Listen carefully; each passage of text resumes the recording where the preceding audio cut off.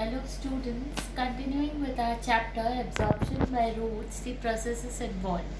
In the last slide we have studied about the important phenomenon that is turgidity and placidity.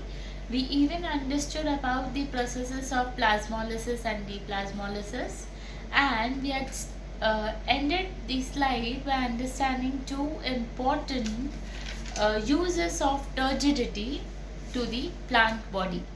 The first important use was turgidity provides rigidity to the soft tissues such as leaves. In that use, we had mentioned that during the daytime, the leaves undergo the process of transpiration, because of which they show the tendency of drooping now. During the night time, it's been seen that the same leaves, they stand erect. Why? Because they become turgid.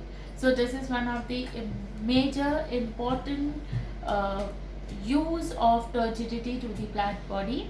Second important use, what we have already studied, was that the turgor pressure helps to push through the hard ground, as seen in case of the mushrooms or seen in case of the seedlings, wherein we try to understand that turgor pressure. Now we even studied about two types of pressure, the turgor pressure and the wall pressure. What is turgor pressure? Please try to recollect. Turgor pressure is the pressure which is being exerted by the cell contents onto the wall of the cell. Okay, and second is the wall pressure, which is being exerted by the cell wall onto the cell contents. Okay, so here the turgor pressure, the pressure which is being exerted by the inner contents of the cell, it helps the cell overall to come above the surface of the soil. Okay, so these were the two important uses of the turgidity, of the process of turgidity, which are useful to the plant body. In this slide, we have to continue with the uses of turgidity to the plant body. The third important use mentions that turgor in the root cells builds up the root pressure. Now when I just said turgor, I meant that turgor pressure. That means, and if I say that turgor in the root cell, here I meant that the turgor pressure, if maintained in the root cells, they help in building up the root pressure. Now, first you need to understand what is root pressure. Pressure created by the root is called as root pressure. Okay. Now, what happens with this root pressure? With the help of this root pressure, the plant or that root is able to pull the water in its cells.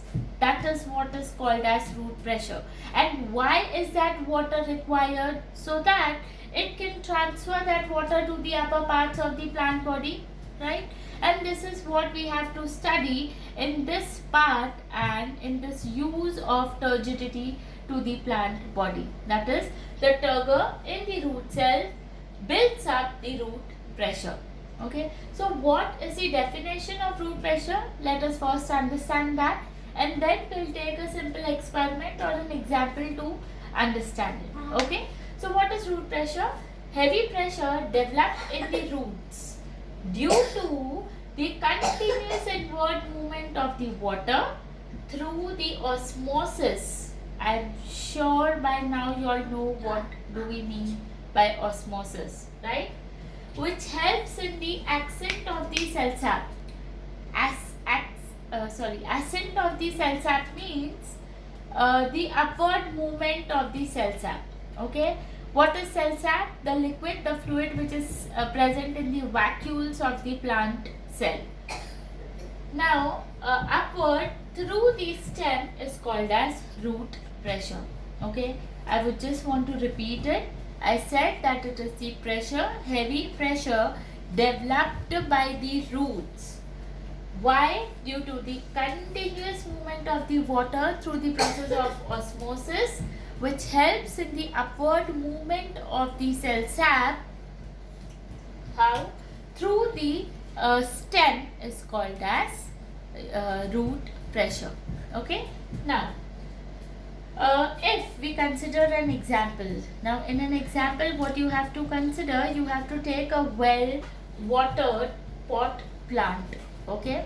Now, in your textbook, as they have clearly mentioned the example of that well-watered pot plant, the example is the balsam plant. Now, what you can do is, you just cut the stem part of this plant a few centimeters above the root. Okay, above the root I'm saying, right? So, the stem part of this plant, you can just cut it, right? And what you would see, now immediately if you try to fix a rubber tube to it, it's okay, fair enough. But if you don't fix a rubber tube to that, what you generally tend to see, you see that the cell sap is oozing out of that stem part of the plant, and that process of oozing out or the releasing out of the cell sap is called as bleeding. Okay, so if you cut a well watered pot plant, the loss of the water through the cut stem is called as bleeding. Okay, like in simple words, if you compare the plant body with the human body, if we just have a cut on any part of our body, how does the blood ooze out from the blood vessels? Same pattern. That process is also called as bleeding, right? Same pattern. If we have a cut in the stem part of the plant, that process is also called as bleeding.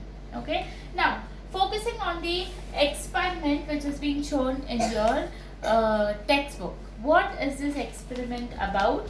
Now it says, I'll just read out the experiment from your textbook. Now it says that if you cut a well-watered pot plant a few centimeters above the soil and immediately fix a glass tubing to it. I've just drawn the diagram. This is the well-watered pot plant, and you just cut it above. For example, here if you have given a cut, okay, here if you have given a cut and you fix a glass tubing, okay, to it with the help of a rubber connection. This, for example, is the rubber connection. Okay, water will start coming out of the cut end of the stem, right? And that water coming out, as already mentioned, that process is called as bleeding. Okay, now what is the next part you see is, immediately when you fix a rubber tube over here, you would see after some time that the water starts, this is the cell sap, right, and the water starts rising to the upper part of the plant body. This is first diagram, this is the second diagram. Okay, now this entire structure of the plant is also being fixed to the manometer. Okay, now what is a manometer? Which ideally tends to measure the pressure. So it's being fixed with the mercury levels. Okay, so what pressure it's going to see, like our blood pressures are being checked with the manometers, okay, which has the mercury levels, which sees the pressure of the blood in the blood vessels. Same ways, we have to see how much is the root pressure over here, okay, of the plant body. So here if you see in the diagram, the levels here it was less and here the levels are rising. Okay, so this clearly indicates, and with that it also indicates that the mercury levels are rising. So this clearly indicates that the root pressure is also increasing. Root pressure will increase when? When would the root pressure of the plant increase? When the plant is demanding for more water. जब day time पे transpiration ज़्यादा होता है, ठीक है, water loss ज़्यादा हो रहा है, तो प्लांट को स्टेम पार्ट को पानी की ज़रूरत पड़ेगी ना, राइट, एंड स्टेम को पानी कहाँ से मिलेगा? रूट्स के थ्रू. So root पानी कहाँ से देगा? With the help of root pressure only. Okay, so वो उतने pressure से ही पानी pass होना चाहिए that it should reach to the upper part of the plant body. Now, for your understanding, let me just tell you all that root pressure in all the plants is not so much that it can allow the water to reach to the topmost level of all the trees. Like for example, if I talk about coconut tree, you all know the heights of coconut tree, they're too tall. Okay, there if you consider that only root pressure is going to help the plants to fulfill their water requirements or water demands, no, that's not sufficient. There you need some other techniques also, which we'll be discussing in our next slide, and those techniques are called as transpirational pull. Okay, what exactly is that process, what exactly is that technique, I'll be discussing in details in your next slide. Filhal, I hope this root pressure phenomenon is clear with you all. Okay. The next important application of turgidity is turgor pressure is also responsible in closing and opening of stomata.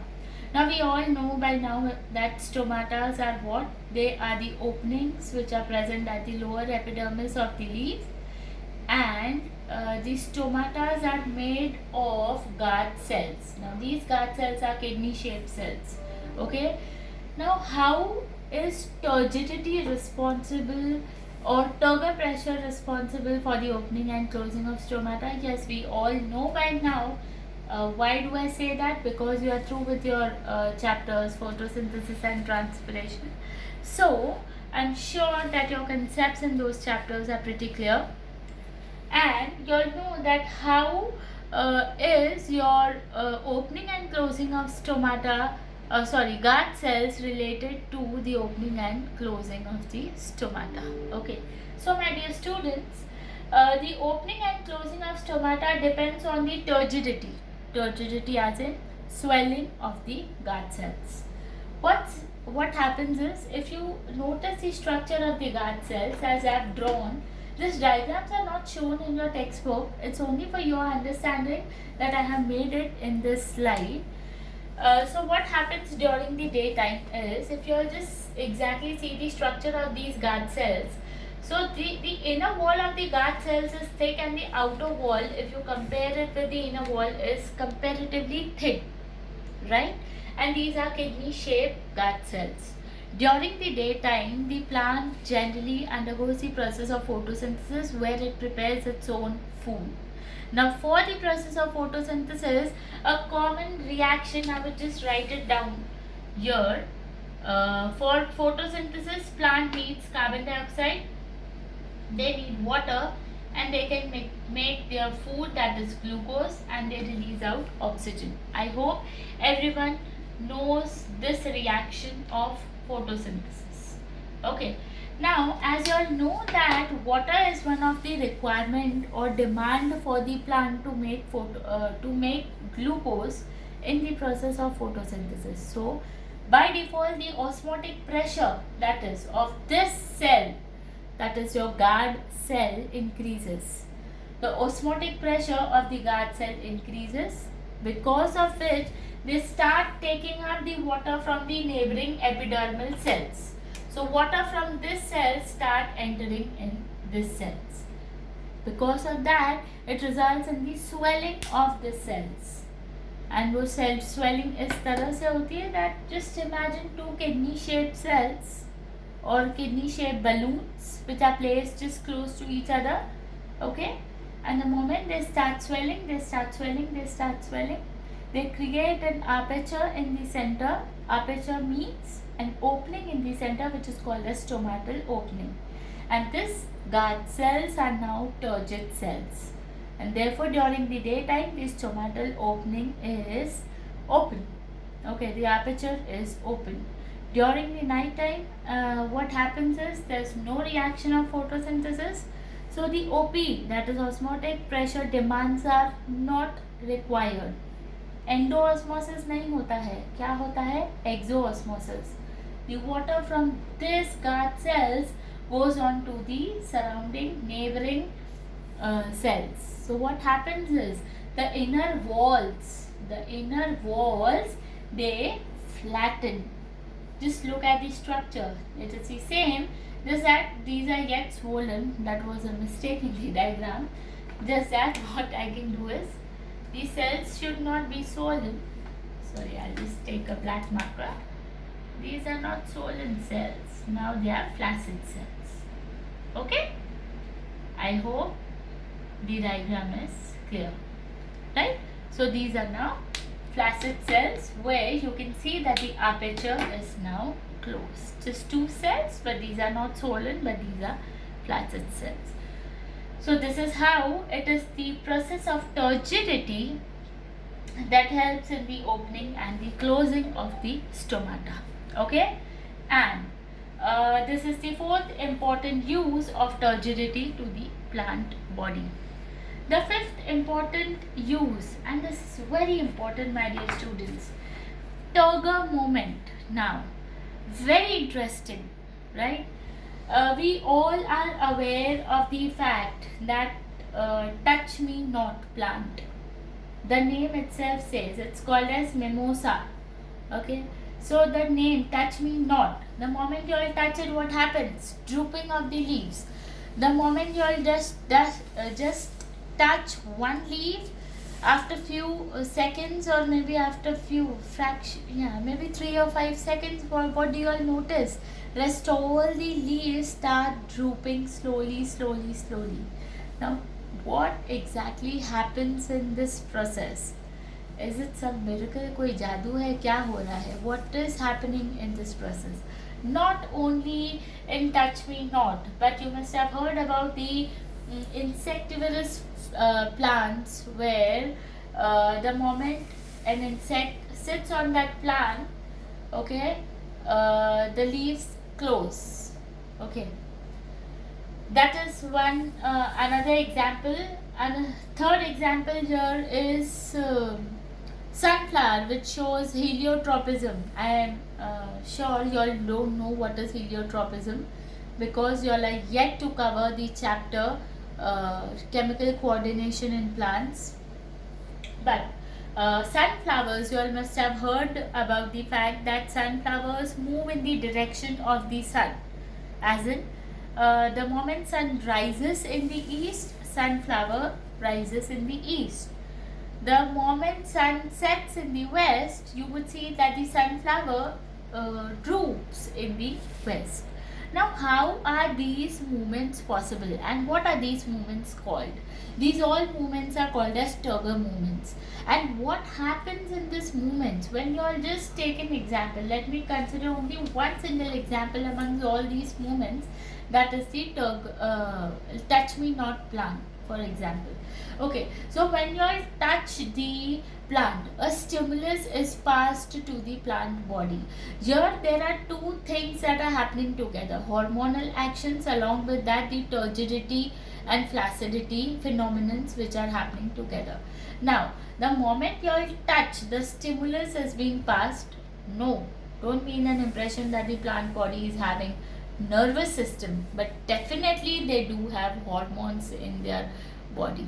Okay, so when the stimulus is being passed from one part to another, the same stimulus is being passed on to all the cells, okay, of the plant body. Now the stimulus which is passed is not only what is that stimulus passing a signal, or what message is that stimulus passing. The message is to just release out the water from that particular cell. Understood? So if it is one cell, right, if it is one cell, if I am touching this cell, the water is being released from this cell and it's going to the neighboring cell. The same stimulus reaching to the other cell, the water released from this cell also is going to the next cell. What is going? The stimulus is going to the next cell. तो क्या हो रहा है ना, जैसे यहाँ से पानी निकल रहा है, ये ड्रूप हो रहा है. जैसे यहाँ से पानी निकल रहा है, ये ड्रूप हो रहा है. जैसे यहाँ से पानी निकल रहा है, as in this is the third cell, ये ड्रूप हो रहा है. So simultaneously every cell is getting that stimulus and they are drooping one after the another. Why? Because they are losing their turgidity, they are losing the water, and they are getting flaccid. Okay, so these all movements are somewhere related to the concepts of turgidity and flaccidity. Turgid, that means they are rigid. Flaccid, as in they are drooping down. Okay, so this is a very important use which is seen in not in all plants, but yes, the plants which react to the stimulus of the touch majorly, they show this special type of use, that is Turger movement. Okay, where we say that in such examples the stimulus of the touch leads to the loss of the turgor, that is turgidity, which is seen by the folding or drooping of the plant body. Okay, now one thing which has been mentioned in your textbook talks that says that imbibition and turgor pressure together generates much more force. I hope you all will agree to this fact. Why? Let me just explain it to you all. That is because imbibition जो phenomenon है, that is mere being acted on the external surface. Try to understand that thing. So imbibition is mere the passive external absorption of the water by the cell wall of any plant cell. Whereas when I'm talking about turgor pressure, we know that here it is the proper osmosis which is being happening by the internal part of the plant cell. Okay, so when the entire cell is in action, when the entire cell is absorbing water, then it is obvious that the pressure, that the force generated by that particular cell would be definitely much more as compared to a cell which is merely undergoing inhibition, or if you compare it with a cell which is merely undergoing the process of which is merely showing your turgor pressure, right? So if you compare a cell which is showing both inhibition and turgor pressure, that can be a root cell, right? Or that is majorly which is undergoing both inhibition also and turgor pressure also a seedling. Okay, when a seedling which has to germinate, which has to begin the process of growth, definitely it has to break the seed coat. वो seed coat का breaking कैसे होता है? जब वो seed is going to undergo the process of inhibition. Okay, and definitely it will undergo the process of turgor pressure also. मतलब as in it is going to absorb the water internally also by the process of endoosmosis. Why? That is because only then the various chemical reactions can take place internally in that seed. Okay, so yes, the line that is being mentioned, that imbibition and turgor pressure together generate much more force, is absolutely right. And if asked, give reason, you should be able to answer why. Okay, because why do they generate more pressure? You all should be in the you all should be able to compare it with a seed having only either inhibition or turgor pressure, and a seed or a cell having both the pressures. Okay. Next phenomenon which we have to understand is that of guttation. Now guttation is somewhere related to root pressure, right? Now root pressure is what we have understood, the pressure which is being exerted by the roots. Now sometimes what happens is, we know that with the help of root pressure, the water is being taken up to the upper part of the plant body.